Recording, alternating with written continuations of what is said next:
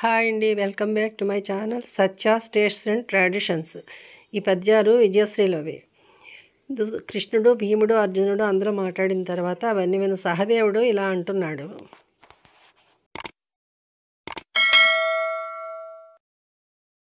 దోసమో మోసమో జరిగే ద్యోతము గెల్చిరివారు దుష్ట దుశ్శాసన హస్తమెత్తిన నృశంస ప్రభుత్వమునందు దాసి అయి దోసిలి యొగ్గి తెచ్చుకొనే ద్రౌపది రాజ్యము దానికోసమై చేసిరి రాయబారములిసి పసచాలని పాండునందనుల్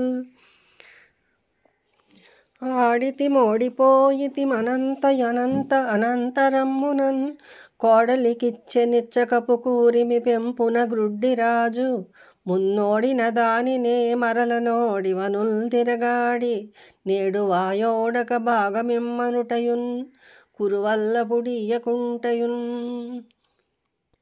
ఆడది ఏడ్చి తెచ్చుకొని నట్టి దయారస ధర్మభిక్షకై గోడలు కృంగి కొంతి కొడుకుల్ చేయిచాచుట ఎగ్గు సిగ్గులన్ వీడుటగాదే దేహి అని వేడుదురే పగవారిని నేడిటుల్ బూడిద పాలనర్చితిమపో అమృతాంశుకుల ప్రతిష్టలన్. దోషమో మోసమో జోదం ఆడాము, వాళ్ళు గెలిచారు. ఆ నృశంస ప్రభుత్వంలో ద్రౌపది పరాభించబడింది. ద్రౌపది పరాభవం పొందిన తర్వాత భీముడు దుర్యోధనుడిని దుశ్శాసనుడిని చంపుతానని ప్రతిజ్ఞలు పెట్టాడు.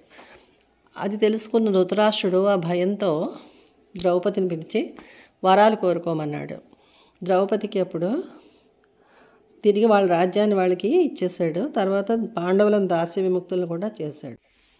అదే రాజ్యాన్ని మళ్ళీ తిరిగి పోగొట్టుకొని మళ్ళీ జూదంలో ఓడిపోయి అడవులకు వెళ్ళి తిరిగి వచ్చి మళ్ళీ మన భాగం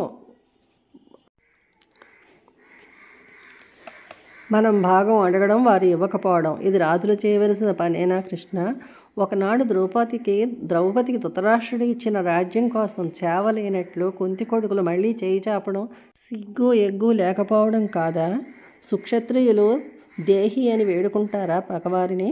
చంద్రవంశ గౌరవం దిగజారేలా చేశాము, ఇంతకన్నా అవమానం ఏముంది కృష్ణ అంటాడు సహదేవుడు.